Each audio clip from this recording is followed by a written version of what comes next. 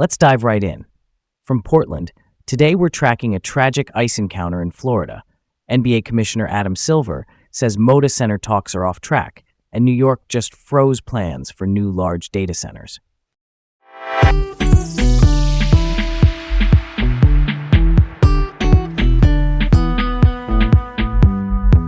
I'm Leah. And I'm Garrett. Welcome to Laid Back Local, the news of the day with Leah and Garrett in Portland, Oregon. First up, a tragic ice encounter in Florida ended in a death. It's the third such incident this week. ICE, that's U.S. Immigration and Customs Enforcement, was pursuing a 28-year-old man from Mexico who died after being hit by a truck while fleeing agents. Earlier in July in Houston, a man named Lorenzo Salgado Araujo was killed, and later in July in Maine, Joan Sebastian Guerrero was shot by ICE. The specific rationale behind ICE's actions is unclear. In plain terms, we don't yet have a solid explanation for why these pursuits or uses of force unfolded as they did.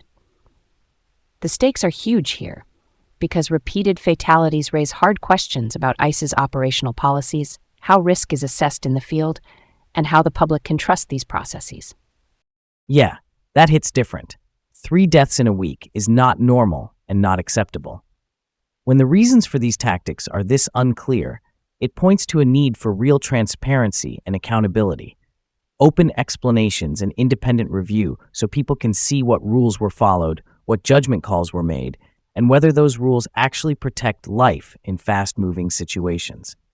Why would operations like this keep ending so badly? Is it training, policy, or something else? Hard to say without clear details. It could be policy design, on-the-ground decision-making, or both. Until ICE lays out specifics, all we can responsibly say is that the pattern itself demands scrutiny and probably changes aimed at reducing risk to everyone involved. All right, let's roll on. Next up, NBA Commissioner Adam Silver says the Moda Center renovation talks are off track. Silver is the league's top executive, and the Moda Center, our arena in the Rose Quarter, is home to the Portland Trail Blazers. Renovations are considered essential for the team's long-term future here. Think seismic upgrades so the building handles earthquakes better, modernizing seating and concourses, and updating team spaces so they meet league standards.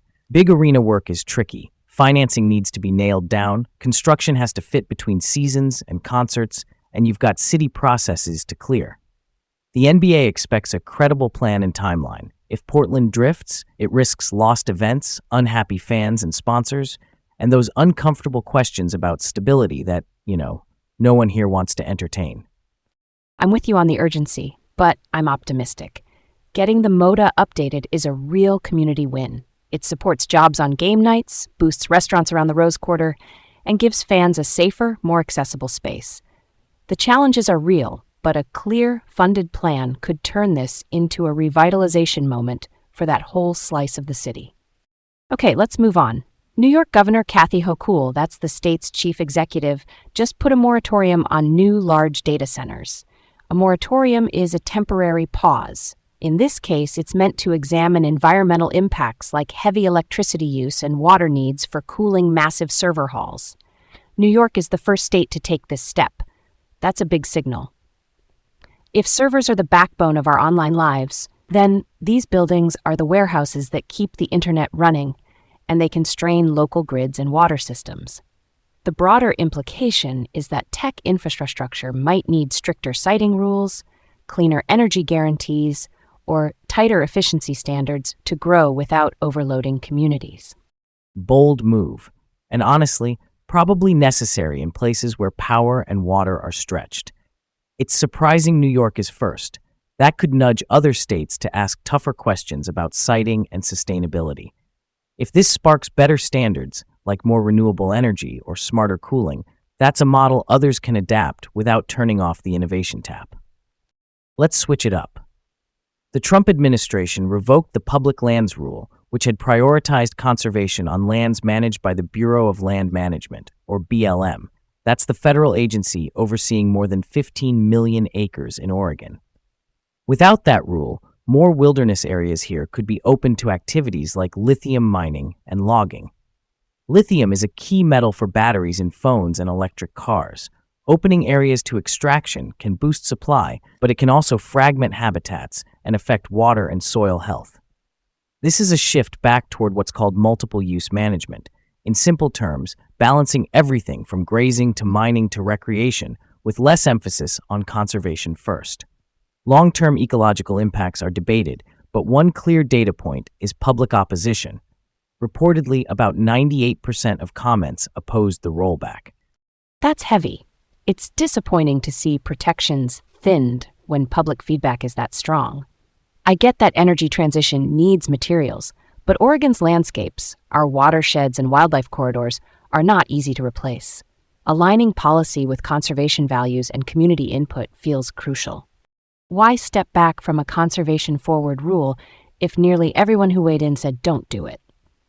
Supporters frame it as returning to multiple use and unlocking economic opportunities.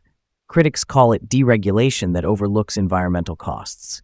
Both sides exist, but with the comments so lopsided, the gap between policy and public sentiment is hard to ignore. That's something lawmakers here may try to address at the state level where they can. Last up, Oregon just landed $160 million in grant funding for semiconductor technology over the next 10 years. Semiconductors are the microchips that act like tiny brains in everything from cars to phones. Investing here can mean new labs, training programs, and production lines, plus support for local suppliers.